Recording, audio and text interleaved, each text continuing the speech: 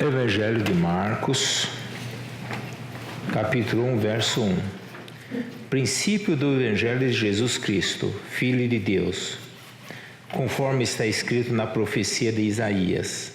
Eis aí envio diante da tua face o meu mensageiro, o qual preparará o teu caminho. Capítulo 16.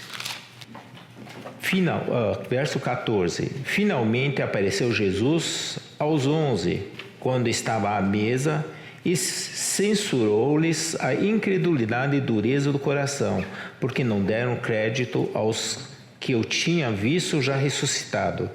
E disse-lhes: Ide por todo o mundo e pregai o evangelho a toda a criatura. Quem crer e for batizado será salvo, quem porém não crer será condenado.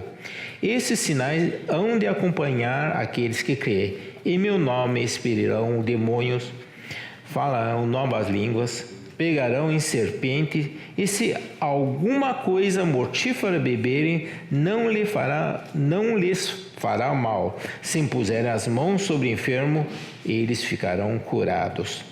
De fato, o Senhor Jesus, depois de lhes ter falado, foi recebido no céu e assentou-se à destra de Deus. E eles, tendo partido, pregaram em toda parte, cooperando com eles o Senhor, confirmando a palavra por meio de sinais que se seguiam.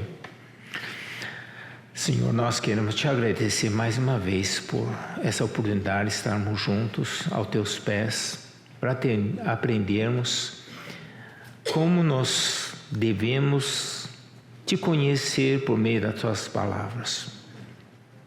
Que o Senhor possa abrir nossas mentes, nossos corações, que nossos espíritos possam estar prontos para receber aquilo que o Senhor tem para trazer para nós. Entregamos isso em tuas mãos, em nome do nosso Senhor Jesus Cristo, teu Filho.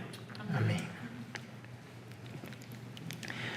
Bom, nós procuramos ontem, passar para vocês aquilo que a gente achou de ser importante em termos de método de estudo.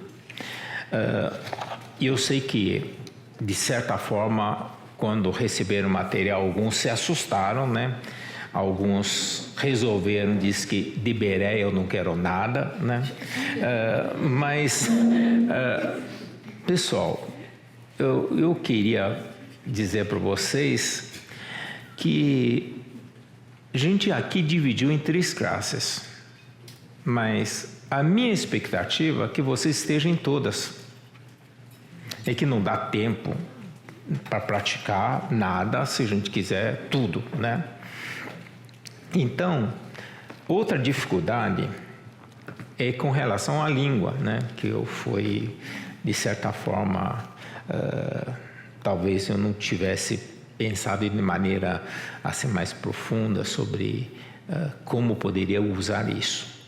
Então, eu fiz algumas tentativas, Eu mandei 3 áudios fazendo a introdução de cada um desses documentos que eu mandei, Não é uma tradução do texto, que poderia tentar traduzir em áudio o conteúdo, mas talvez eu faça isso mais para frente. Mas durante a conferência, provavelmente, a gente não conseguirá fazer isso.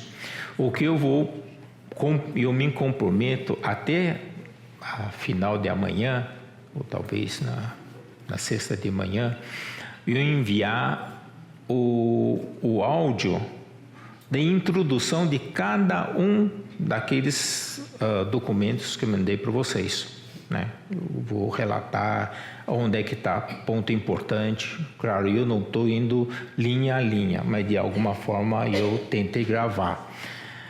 Foi assim uma gravação, bem profissional, sabe?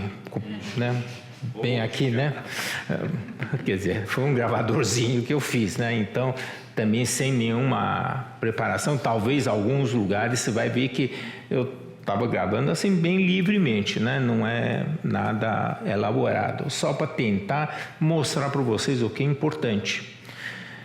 E eu vou tentar fazer isso agora com esses 4 documentos, Hoje eu quero entrar pouco mais a fundo sobre o que é um estudo analítico. Mas eu vou recordar um pouco. Primeiro, o que é um estudo sintético? Veja, em geral, nós estudamos a Bíblia devocionalmente. Em geral, a maioria de nós. Quando lemos a Bíblia, nós lemos a Bíblia pedindo para que o Senhor fale para nós. O que Ele tem para nós? Outra coisa, examinai a Escritura. Por quê? Porque há fonte de vida lá dentro. Mas aí, o Senhor disse para a gente examinar. O que é examinar? Examinar é detalhe. Então, temos médico aqui, né? Eu conheço. O que é examinar? Examinar e ver os detalhes que interessam para entender o contexto como um todo, né? Eu me lembro que durante um tempo, né, eu fiz uma escola militar, né, e que eu ia consultar o médico e tinha aquela fila. Aí o médico sentava, olhava, o que você tem? Eu falei, acho que estou com gripe. Tá bom,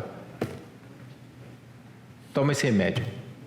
E eu não abri a boca, não mostrei a língua, não medi o tempo, né? Era meu soldado assim, próximo, né? Quer dizer, eu falei, será que funciona? Sabe o que aconteceu? A nossa classe de colega, ninguém mais voltou para médico, não me examinou. Ué, você não me examinou? Como é que eu posso ter um quadro que eu tinha, né? Não, mas depois, claro, com uma reclamada, tudo resolve, né? Então, mas o que aconteceu, né? Quando a gente quer descobrir alguma coisa, a gente tem que ver alguns detalhes. Tem uma pinta vermelha ou não? Agora tem uma epidemia de sarampo, sabe? Então, tem alguma coisa que me indicasse o que está acontecendo. Voltando, não sou médico, né? Eu soltando palpite, mas eu sei que o médico precisa examinar. Todo investigador tem que examinar. E nós falamos pesquisar e dar um de investigador. Portanto, como é que você examina, né? Depois algum médico vai reclamar comigo, mas de qualquer jeito, primeira coisa, aonde você foi que pode ter contraído doença lá? Por onde você andou? Você passou frio? Você passou calor? Antes de chegar a você, ele vai contar um pouco. E aquele prontuário que você preenche antes, você teve antecedentes? Seus pais tiveram ataques cardíacos? Não. Você fala, para um pouco. Eu sou doente. Fala, para um pouco. Antes de te examinar, quero saber alguma coisa do contorno da sua vida. Estou falando nesse paralelo. E que quando a gente faz um estudo sintético, você tem que conhecer todo o contexto. Perguntaram para mim, no estudo de contexto, eu posso usar outros livros? Eu falei, claro. O mundo não se restringe a esse livro daqui. Esse, eu diria mais, é um resumo de um monte, né? E eu vou fazer isso passar para vocês, né? Aqui começa a sessão de bibliografia que ele usou para fazer esse livro. Vocês conseguem perceber aqui, né? Começa aqui, é bibliografia, tá?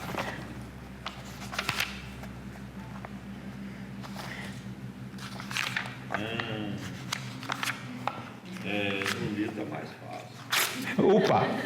Não, essa folha não tem problema. Daqui para diante, o que eu estou querendo dizer para vocês, aqui deve ter centenas de livros que ele tirou e resumiu aqui dentro. Então, posso usar outros livros? Pode e deve. A gente falou geografia. Nós temos temos provavelmente 4 ou 5 páginas de geografia. Hoje, o que o irmão Mário mostrou para nós, só no Google Earth, já é um mundo. Tem um monte de lugares que se pode pesquisar? Claro. Por exemplo, não tem uma seção aqui muito forte de arqueologia. Se vocês forem para pesquisar arqueologia bíblica, é super importante, que não está aqui. Faz parte de qual dos 3 estudos? Eu diria, claramente está no sintético. Portanto, se vocês quiserem só ficar no sintético mesmo, vocês vão ter que ir para todos os museus do mundo.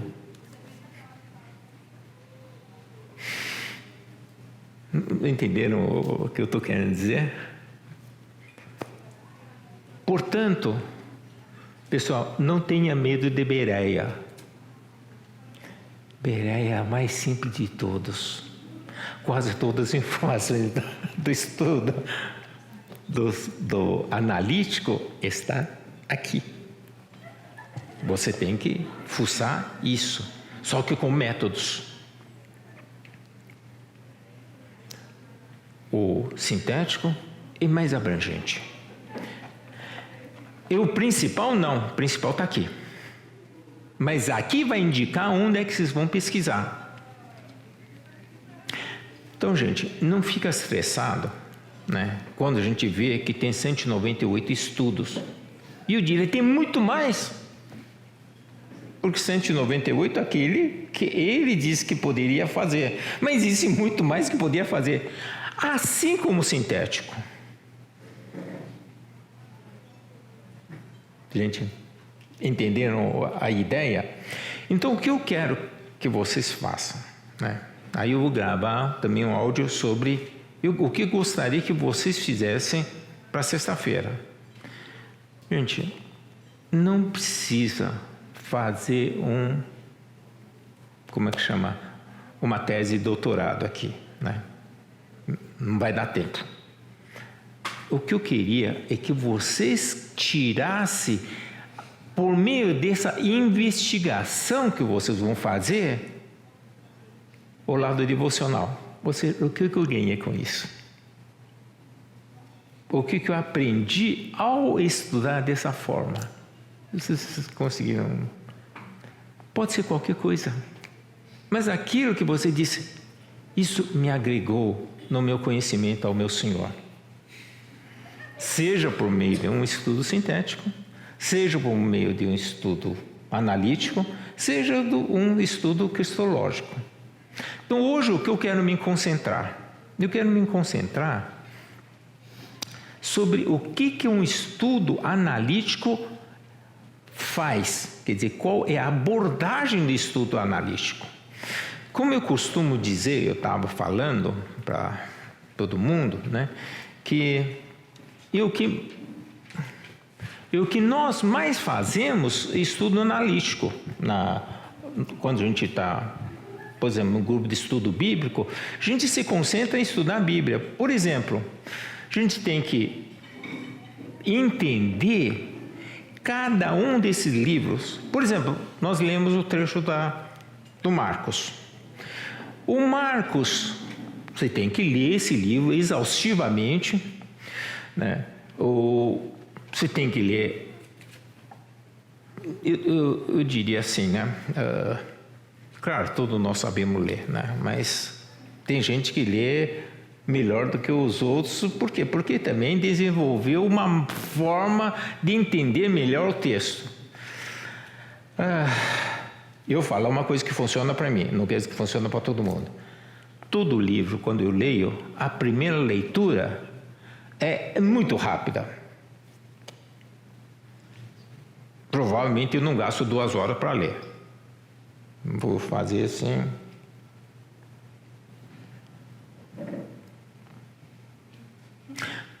eu leio mais ou menos o que esse trecho fala. Aí eu faço uma coisa chamada leitura da floresta. Falar quais são as espécimes que tem aqui, não sei o que, não sei o que. Você sabe, qual é a vantagem? Eu sabia o que esse livro fala, como um todo, muito rapidamente.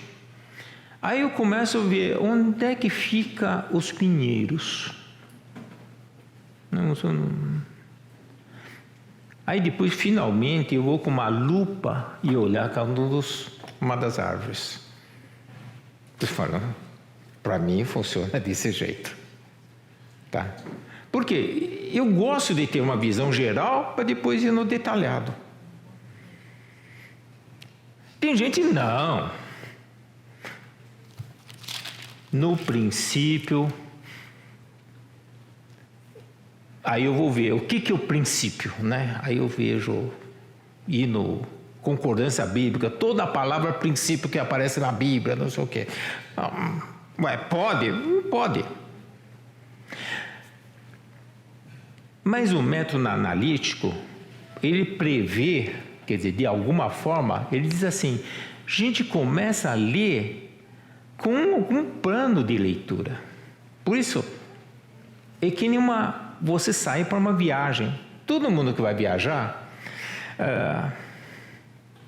tem gente que viaja sem plano nenhum. Vamos ver o que acontece. Tá? Das duas, uma. Ou a pessoa vai com 10 malas, porque vai que precisa, né? Põe tudo, né? Porque estou sem plano. Ou então, uma mochila, vamos para o que der e vier. Uma das duas. Provavelmente melhor não é nenhuma nem outra, né? Como se diz, pela bagagem a gente sabe dos planos, né?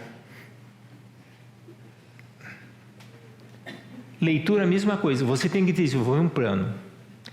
E o que o Scroggie dá para a gente, quando a gente disse plano de leitura, ele disse, eu te dou um termo de referência. Alguém trabalha com vendas ou para governo, alguma coisa assim, ele sempre, quando tem alguém faz uma pedido de compra, ele diz assim, lê o termo de referência, né? Ou seja, lá está descrito o que eu vou comprar. Portanto, lá estão os principais itens que interessam. Então, o que o Scroggie faz? Ele diz assim, isso interessa, isso interessa, isso interessa, isso interessa. Então, baseado nisso aqui, você vai ter um plano de leitura. Você desenvolve um plano de leitura, tá? Aí a gente vai conhecer um pouco o background do autor. Quem é esse Marcos? O Marcos, né, a gente sabe que ele é uma das pessoas mais importantes em termos de evangelho. Aqui já foi falado que provavelmente, ou todos os três, né, outros dois evangelhos sinópticos, usou como fonte Marcos. Marcos foi o primeiro que foi escrito. E o Marcos, ele é uma pessoa bastante, certamente, observador para escrever o evangelho, e era de uma família bastante bem educada. Por que a gente sabe disso? Porque é o seguinte, na viagem, quando Paulo e Silas resolveram levar Marcos queria uma cama boa, né? Queria viajar de primeira classe, né? Aí chegou no meio do caminho, o Marcos disse, não, isso é muito para mim, essa viagem está muito difícil, né? Aí resolveu dar no pé. Provavelmente ele era bem, né, como dizer, bem criado, né, para não dizer outra coisa, mimados, né? E o Paulo disse, eu não quero esse cara, não. Mas no fim da vida, o Paulo disse na sua carta, traga o Marcos, porque ele é importante para o Evangelho. Ou seja, ele amadureceu durante esse período. Ele aprendeu a conhecer o Senhor. E Silas, um parente de Silas, Silas, ele se separou do Paulo, provavelmente para, linguagem hoje, seria para treinar, ou então para ser vamos dizer, para discipular o Marcos. Então ele foi muito importante. Então a gente tem que entender quem foi o autor, né? Por exemplo, se for para estudar o livro de Mateus, a gente tem que entender quem foi Mateus. Aliás, saber que o Mateus foi um dos apóstolos, né? Aliás, desculpe, não é. O Mateus foi aquela pessoa em que ele mesmo, né, não se denominava, quer dizer, outros não o chamavam Mateus de Mateus, né? Outros chamavam Mateus de Levi. Só ele se autodenominava de Mateus. Você só encontra o nome Mateus dentro do livro de Mateus. E outros evangelhos, eles eram chamados de Levi.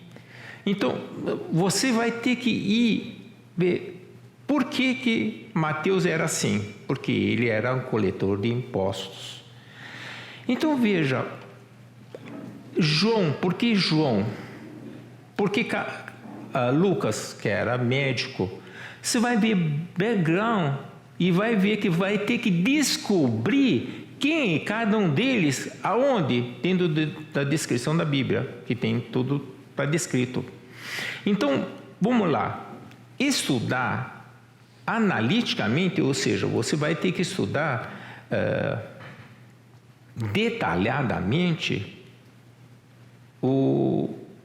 os fatos constantes. Portanto, você faz o seu plano de leitura, você vai tentar descobrir cada um desses itens segundo o autor.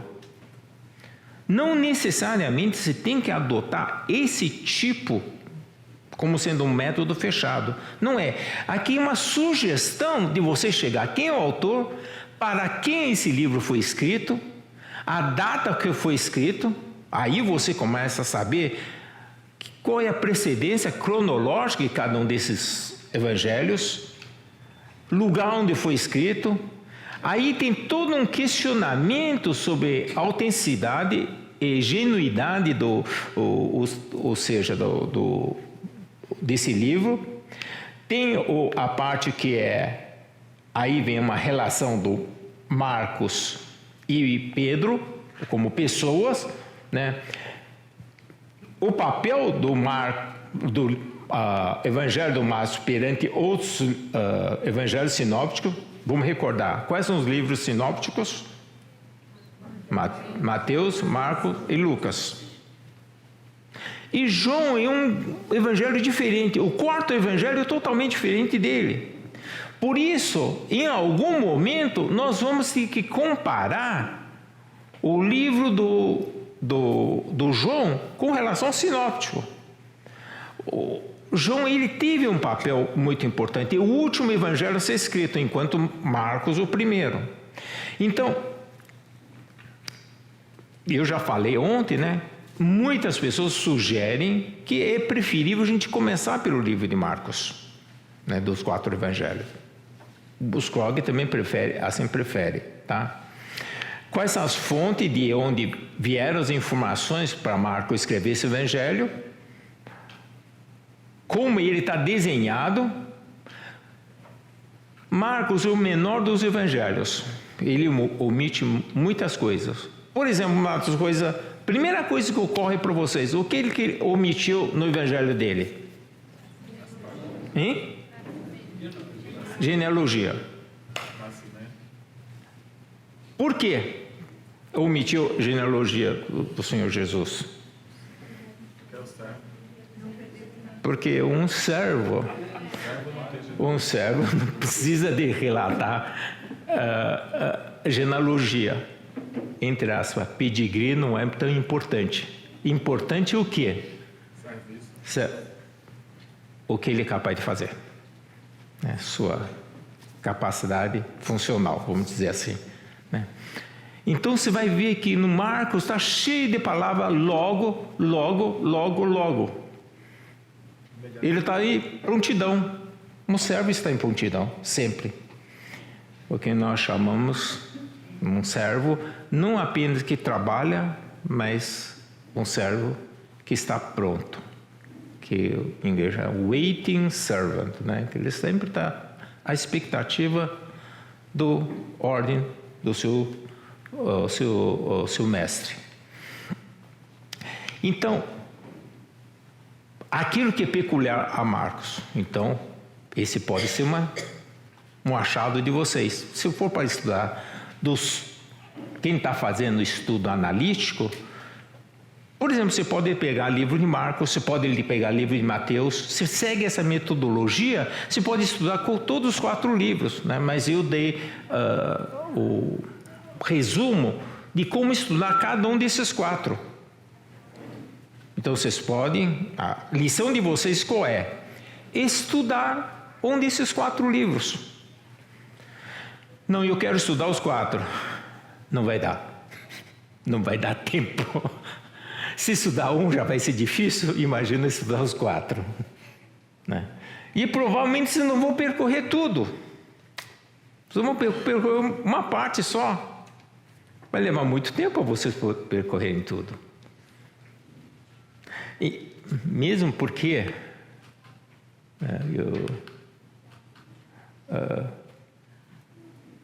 são quanto? Deixa eu ver a análise aqui, né? Onde é que está escrito isso? Não está. Está no outro slide, né? Então, vamos comparar aqui, né?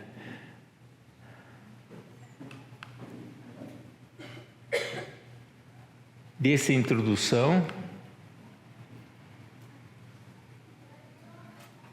ministério na Galileia, no segundo período, tá bom, daqui a pouco eu volto e tudo isso, tá? Vou voltar na primeira página aqui, para não perder a sequência.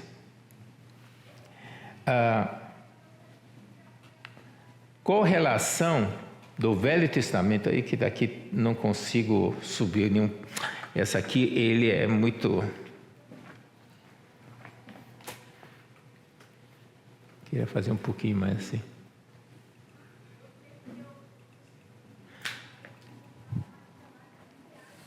Tem uma coisa que vai se repetir muito também mais para frente.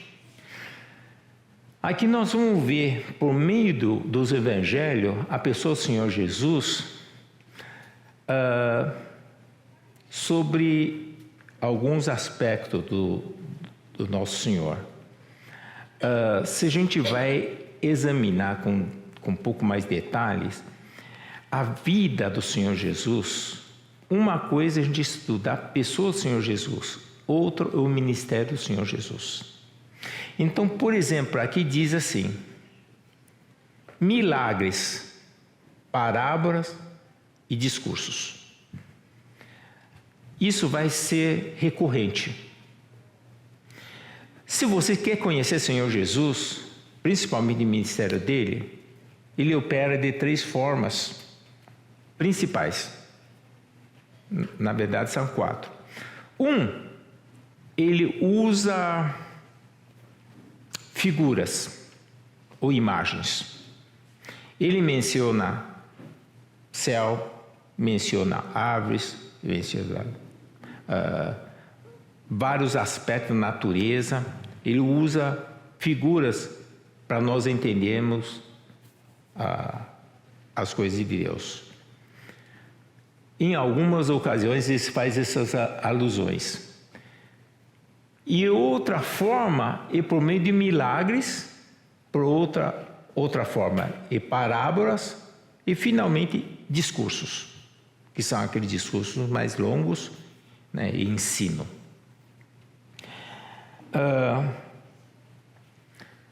Vocês vão reparar que a gente teve durante esses anos na conferência, algumas conferências só sobre parábolas do Senhor Jesus. E algumas conferências só sobre milagre de Jesus.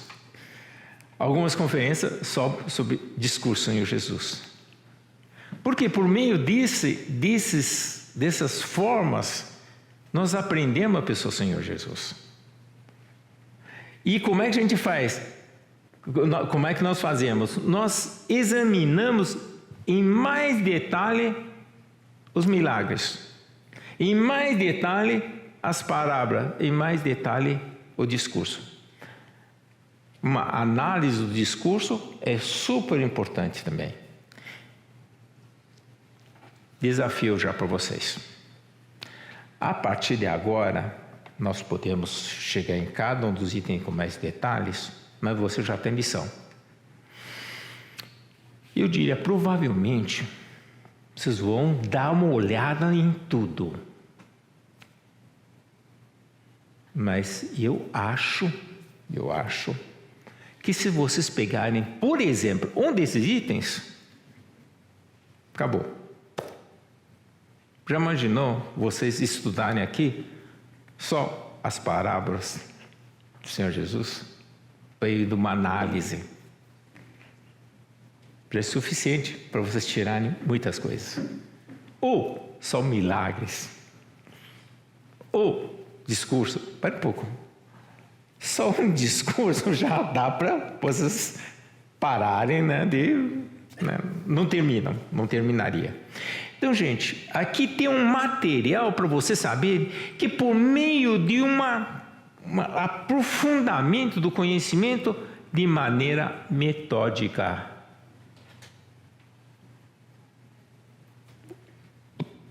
Por exemplo, esse mês eu vou estudar mais sobre a parábola do Senhor Jesus. Termina essa, começa outra coisa. Por que vamos fazer isso? Porque quando a gente fala método é para que a gente pudesse organizar a forma de nós estudarmos e a forma como nós vamos aprender. Método é bom para aprender. Se você começa, vamos dizer, né? Sassaricar aqui, não sei o que pegar você estudou? Não, eu estudei umas 5 horas, mas o que você aprendeu? Eu fiquei navegando, mas não terminei nenhum assunto. Não sei se você entendeu o que quer dizer. Você tem que tentar. A gente nunca termina totalmente, mas eu foquei em um assunto. Depois vou focar em outro assunto. Agora eu vou me atrever a dizer isso, principalmente para jovens. Tenta fazer isso. Maior praga esse negócio aqui. Por outro lado, é muito útil também. Por que ela é praga?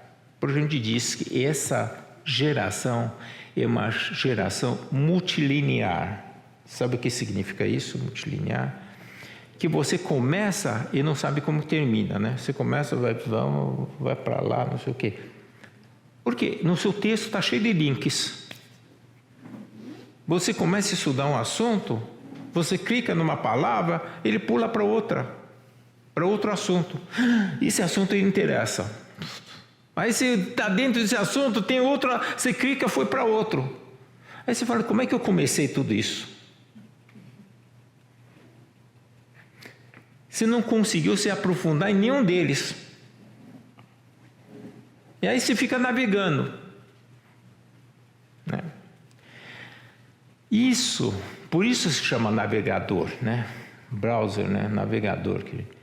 Você fica navegando, mas sem uma bússola, sem um destino.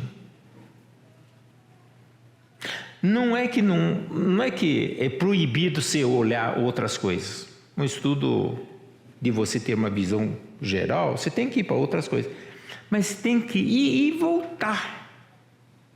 O problema é você ir e não voltar. E se eu seguir o caminho, daqui a pouco, onde é que eu estou? Para que serve o método?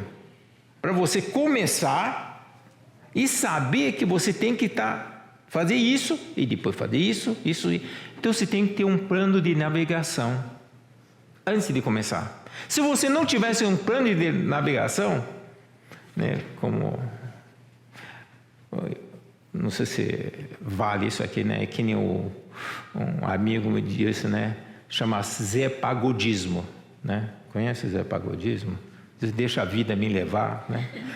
Eu vou indo, né? Você não está de comando, você não está com mão no leme, né? Você está deixando a coisa te conduzir. Você tem que ter um plano.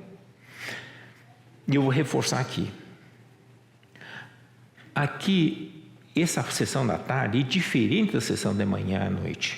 A sessão da manhã, nós estamos aprendendo, sentado as coisas, bebendo as coisas do Senhor. Aqui, gente, é muito mais metodológico. A gente está tentando transmitir para vocês como vocês devem estudar. Você fala, não gostei. Não tenho problema nenhum com isso. Mas desenvolva a sua. Só que ninguém desenvolve do zero. Você tem que ter de onde vêm as informações para você desenvolver. Estou falando, essas 3 formas é a forma mais clássica de estudar a Bíblia. Sinteticamente, analiticamente e cristologicamente. Os evangelhos. Esse guia para estudar evangelho. Existem outras formas para estudar? Existe.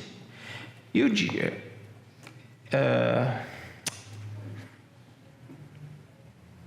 existe uma série de estudos, né? Veja, não estou vendendo o livro, hein? Mas tem um conjunto de livros muito bom. Escrito por irmão Stephen Carl. Um conjunto se chama Vendo Cristo em Mateus, Vendo Cristo em Marcos, Vendo Cristo, Vendo Cristo. Que tipo de estudo que é esse? Cristológico. Todos os livros do Novo Testamento, vendo Cristo em Hebreus 11.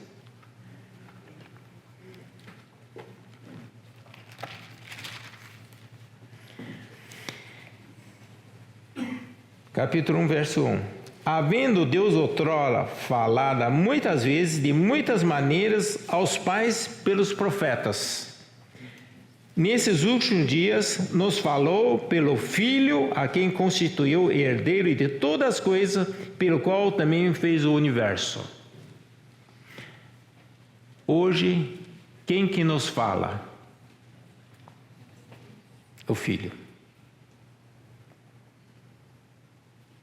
E o irmão Stephen Carl produziu outra série de livros e disse, havendo Deus falado. Todos os livros do Velho Testamento do foco como Cristo fala.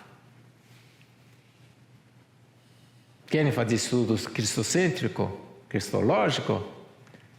Desde Gênesis até Apocalipse. Tem um conjunto de livros que nos mostra como estudar cristocentricamente. Cristológico. Esse carro já está aí. Não sei se esse conjunto de livros está à venda aqui, mas vamos dizer, é o método pelo qual a gente pode estudar cristocêntrico. Quer dizer, a sessão de amanhã já está dado, tá? Por quê? Porque é um método de estudar. Hoje o que nós vamos fazer? Hoje nós queremos entrar um pouquinho mais para ver o que significa nós estudarmos analiticamente. O que é uma análise? Análise sempre. Por isso que estou falando, quando olhar floresta e árvore, sempre de cima para baixo. Você vai analisando. Você vai chegando de cima para baixo. Então, primeira coisa, você tem que ter uma visão geral. Depois vai detalhando. Né? Aí que você vai para detalhe.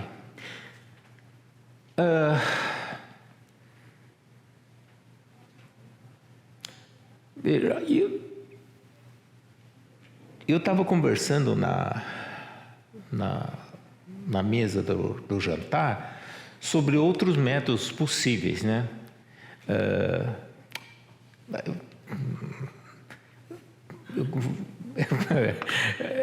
Queria passar.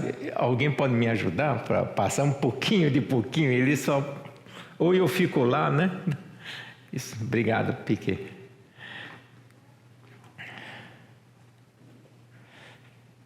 Então, veja, isso. Esse próximo chat diz assim, análise do livro de Marcos. Aqui fala assim, é Jesus Cristo trabalhando ao serviço. Portanto, ele é dividido em 4 grandes blocos. Se ele está trabalhando, o que mais interessa? O seu ministério. Então nós podemos fazer uma análise sobre quais são os eventos iniciais. Aqui estão relatados todos os eventos iniciais. Então, pessoal, quem não conhece inglês não tem problema. Eu já vou explicando aqui. Aqui está dizendo assim, tem introdução, João Batista e o ministério João Batista, consequência é que vem o batismo e dedicação de Jesus, a tentação do Senhor Jesus, que nós vimos já nessas sessões. Primeiro período, em ministério da Galileia. Segundo, ministério em Pérea. Terceiro pedaço são os últimos eventos, tá? Nesses últimos eventos vai acontecer em Judeia, especificamente em Jerusalém. Primeiro, faz de conta que aqui o mapa, onde é que fica a Judeia? Vamos pegar, Judeia está aqui no centro. Vocês têm, rapidamente, mapa, geografia, agora eu já estou perguntando sobre geografia. Onde é que, faz de conta que aqui seja Judeia, onde é que fica Galileia? Fica para cima ou para baixo? Para cima. Onde é que fica Samaria? No meio. Onde é que fica Pérea? Fica para cá. Então veja, quando a gente fala sobre isso, a gente está dividindo que a ênfase do Marcos não está na Judeia.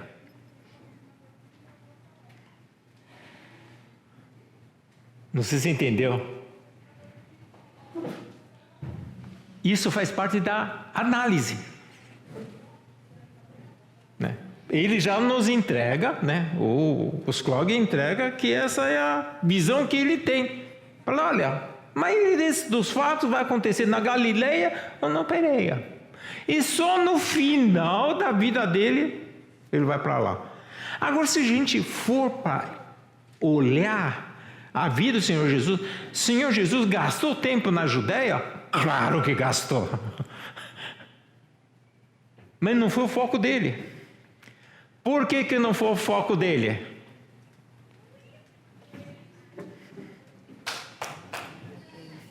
Já foi falado aqui, eu sei que alguém já falou.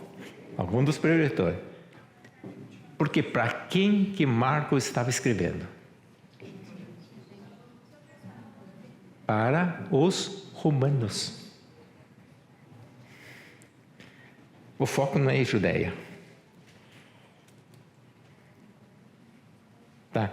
Gente, o que eu estou tentando dizer é que isso faz parte de uma análise. Então, por isso essa visão de todo é bom. Por isso esses livros de referência nos ajudam a entender o livro de Marcos.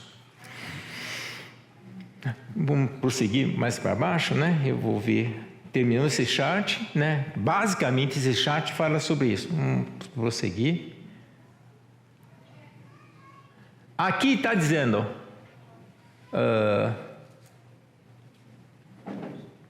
primeiro trecho, os 30 anos de preparação, está naquela última coluna de lá, tá? Ou seja, aquele quadro lá é resumo de tudo. Agora a gente vai indo detalhando. Você entendendo o espírito da coisa daqui? Você tem um quadro todo, eu divido, depois pegam cada um deles, eu vou Por que a gente quer fazer isso? Você vai estudar de maneira organizada.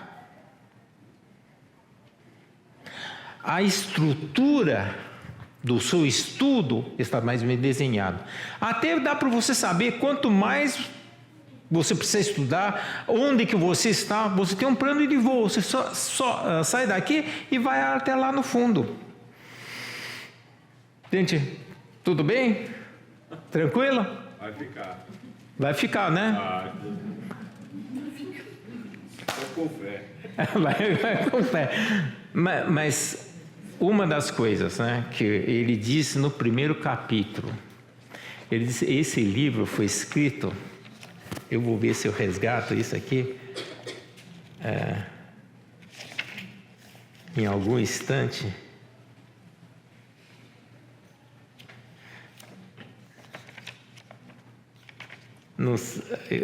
Eu marquei em algum lugar dizendo assim. Ele disse, eu vou parafrasear, eu queria ler, né? Marquei em algum lugar que eu não estou enxergando. Ele disse assim, esse livro foi para quem tomou a decisão de que eu quero estudar. Não serve para quem não quer estudar. Eu sei que alguns irmãos, eu comentei com alguns irmãos têm esse livro, né? Não aguentou ler, né? Não é porque o irmão não queria, porque esse não é livro de romance. Se você vai ler, é muito seco, muito chato. Para você ler como romance não serve. Não dá para você sentar no sofá, hoje eu vou ler isso aqui. Não. Esse livro foi feito para estudar, não foi para você ficar lendo. Ele põe você para trabalhar. Então, gente, o que eu peço para vocês, esteja disposto a trabalhar. Se você não está disposto a trabalhar, não adianta. Ele dá o que ele deu para você? Uma estrutura de trabalhar. Se você não quer trabalhar, não serve. Tem coisas interessantes? Claro que tem. Quer dizer, existe, né, o que nós chamamos assim, ciência da sobrevivência, né, que você precisa sobreviver. Tem ciência da curiosidade, né, e tem essa ciência que são ciências imperativas na vida da gente, que você vai estudar porque você precisa conhecer. A gente tem que sair do modelo de curiosidade. Oh, que legal, né? Que legal. Ficar só no que legal, né? Por isso, ele disse assim, abra esse livro para estudar. E eu acho que existe outro livro que também faz isso. O que nós gostamos? Nós gostamos de apostila. Os alunos adoram a apostila. A gente dá aula e diz, não tem apostila? Por que você não lê um livro? A apostila está tudo mastigado. Ainda vai ter que engolir. Você sabe, Não podemos viver de baby food. Sabe aqueles potinhos? Né? Baby food. Eu quero tudo prontinho. A gente gosta de mensagem, não sei o quê. É ótimo ouvir mensagem, mas a gente quer ser espectador. Não dá para ser espectador. Você vai ter que trabalhar. Minhas experiências de professor. Uma aula que eu dou de 2 horas, na semana seguinte, eu peço para qualquer aluno para me repetir o que dei na aula passada. O melhor dos alunos, eu vou perguntar para ele, me fala o que eu dei na aula passada. Faz força e fala tudo o que eu falei na aula passada. Eu dei 2 horas de aula, tá? Em quanto tempo ele me repete o que eu falei? No máximo 5 minutos. A retenção que nós temos depois de uma semana é no máximo 15%. E depois chega na empresa para trabalhar, ele vai falar para o chefe dele que ele não aprendeu aquilo.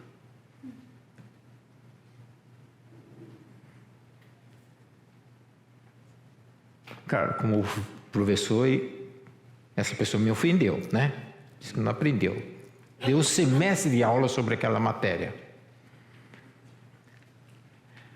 Aí, em 2 semanas, ele volta e disse, agora que eu aprendi. Em 2 semanas, eu aprendi mais do que um semestre inteiro que eu tive aula. Sabe por quê? Porque ele praticou. Você ainda continua dando aula hoje? Continuo. Não desisti. Os alunos estão assim. Não desisti. Que hoje... Mas, você sabe, o professor não vai fazer milagre nenhum. Existe um psicanalista que diz assim, eu tenho certeza do que eu falei, mas não tenho a mínima ideia do que você ouviu.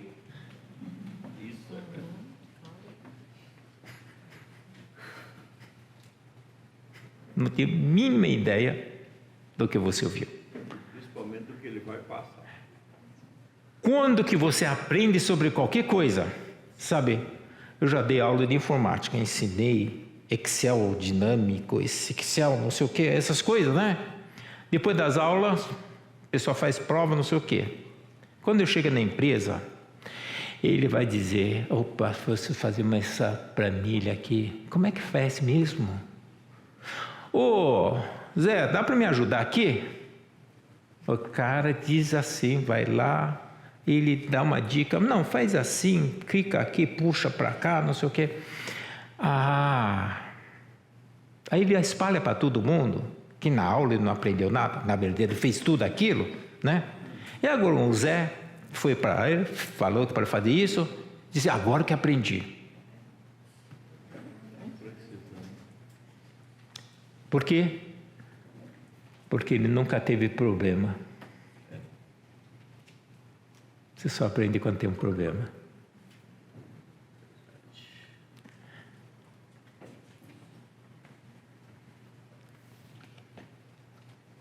Se você não tem problema em conhecer o Senhor Jesus, você não vai aprender.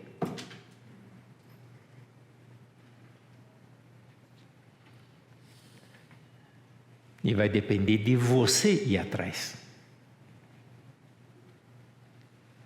As melhores mensagens gravadas, o Antoniel está aí, né? E quando eu falei, aquela mensagem, eu estou precisando tanto.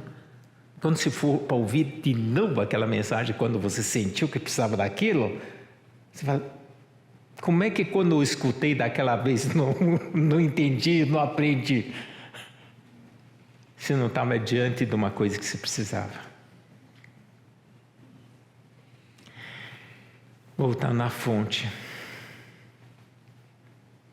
Você já sentiu necessidade de conhecer o Senhor Jesus?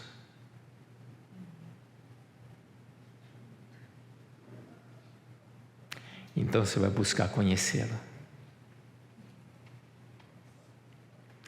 E só vai acontecer, só vai entrar dentro de você, se você o desejar. Eu não consigo fazer nada.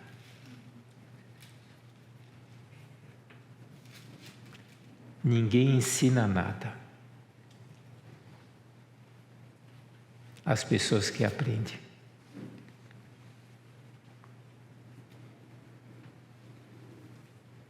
E aprendizado é com vocês. Sabe como é que vocês aprendem?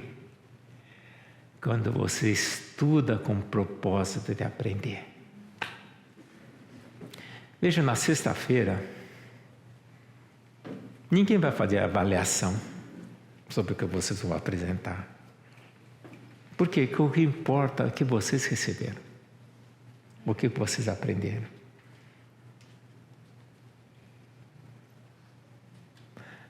É muito importante vocês entrarem aos detalhes e dizer como é bom conhecer um pouco mais do meu Senhor. E eu quero guardar isso. Você não está estudando para os outros. Está estudando para você. Então, mais uma vez repetindo. Esse é o método principal analítico. Nem preciso entrar mais em detalhe. Eu acho bastante razoável você pegar um livro e entender o que o Marcos quer dar para nós. Depois eu pego Mateus, eu quero entender o que Mateus quer dar para nós. Eu quero entender o que o Lucas quer dar para nós. Finalmente eu quero entender o que o João quer dar para nós. E depois eu quero entender por que João falou isso e que não está lá no Mateus, Marcos e Lucas. E o que ele quis complementar. Aí eu começo a entender as relações entre eles. Falei, aonde que o João está remendando a rede? Então o estudo analítico permite eu entender profundamente o que cada um desses autores quiseram falar.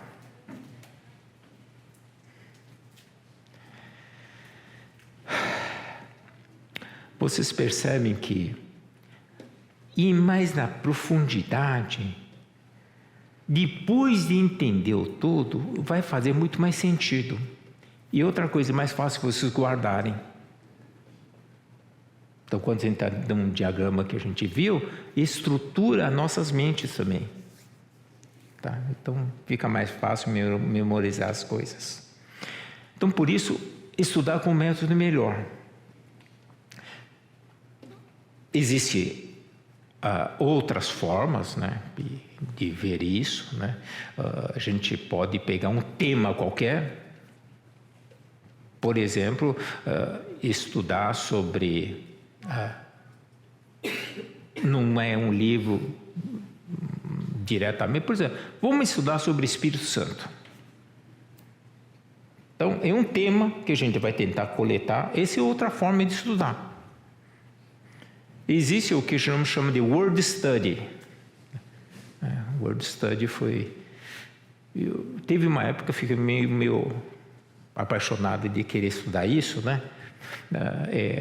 Puxa vida, o que essa palavra significa, né? Aí eu vou lá no dicionário, aí descobri que precisava entender grego, precisava entender hebraico, aí comecei a comprar todo quanto é dicionário grego, hebraico, não sei o que, né? A fervor durou um mês, né?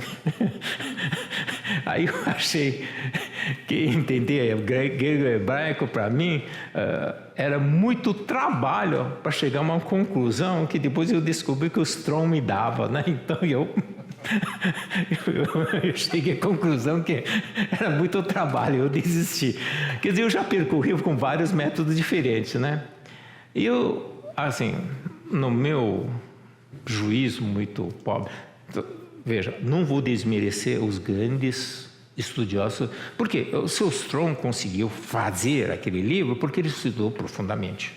Graças a Deus, porque teve irmãos que fizeram isso por nós, né? Que nos ajuda. E tem gente que sabe super o assunto, a gente, quando tem dúvida, vai perguntá-lo, né? Mas não é, eu diria, não foi a minha prioridade, né? Eu achei que era prioridade. Até hoje está aqueles dicionários todos lá em casa, né? Comprei o Septuaginta, não sei o que, todos os livros, queria entender todas as línguas originais que foram escritas, né? Mas agora está na prateleira, né?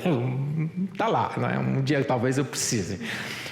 Mas hoje ferramentas, principalmente computador, me ajuda bastante, que você precisar, né? Hoje nas minhas bíblias, se eu puser o pointer em cima, ele já me dá significado, não sei o que, né? Então ajudou, não preciso mais, né? Não é que não preciso mais, por enquanto não preciso, né? Então, gente, esse é um dos métodos. Sintético, super importante, analítico, é uma estrutura de estudar livro por livro, e o último, que amanhã a gente vai falar um pouco mais.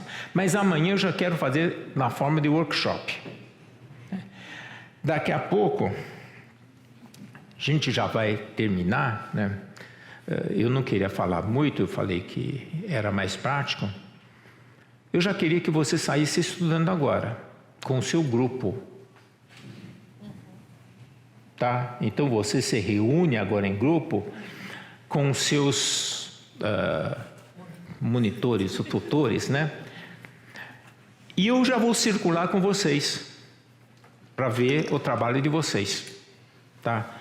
Esse material está com vocês. Só vamos ficar rapidamente para prosseguir um pouco, né? Então veja, a estrutura dessa aqui, exatamente a detalhamento daquele diagrama, né? Tá vendo? Ministério da Galileia, né? Continua.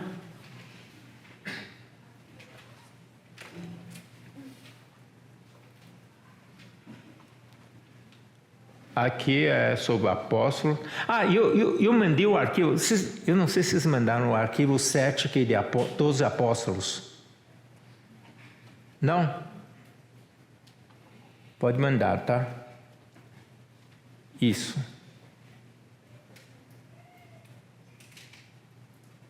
Então tem um estudo sobre os apóstolos, vocês receberam. Se não receberam, vocês vão receber, tá?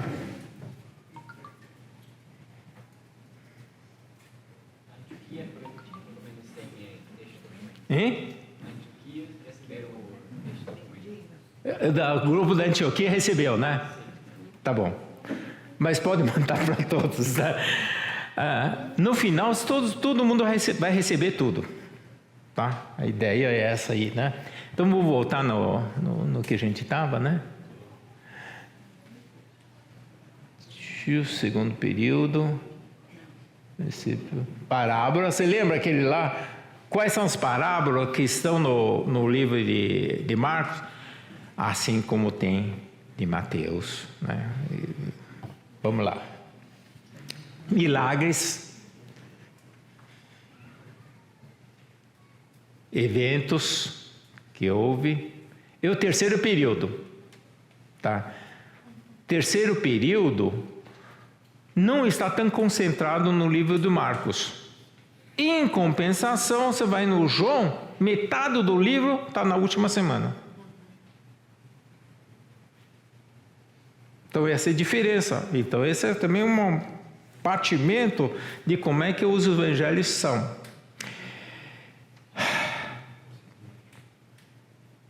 Então, vamos fazer o lado prático.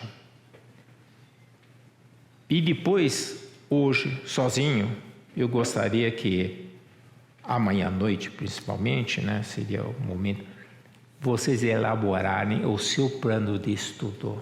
Não precisa me entregar, hein? Esse é para vocês. Vocês façam seu plano de estudo. Se vocês querem fazer um plano de estudo de 1 ano, muito bom. Façam de 6 meses. O que eu quero chegar em 6 meses? Qual é a abordagem que eu quero ter e como é que eu quero estudar em 6 meses? Entendeu o que quer dizer? É muito bom a gente ter um plano. A gente acorda e já sabe o que tem que fazer, né? É duro, você fala, não, já passei do Novo Testamento aqui, eu não sei o que, agora já li as cartas, eu volto no Velho Testamento, não sei o que. Ou seja, muitas vezes a gente tem aquele Pão Diário, outros livros de devocional, né? A gente lê aquilo, mas a gente fica insatisfeito só lendo aquilo. Só lê, o que mais? Faça um plano de estudo. Então, o encorajamento, o desafio que é para vocês é que todos façam plano de estudo. Se eu não estou estudando para mim, né, nem para algum, está estudando para você, é uma coisa que você quer saber do seu Senhor. Tá? Vai ser uma lição de casa que eu vou pedir para vocês fazerem sem precisar me entregar e eu cobrar para vocês. Tá? Então, intervalinho agora, já para nós organizarmos para estudar exatamente isso. Tá bom? Vocês querem dividir em locais diferentes?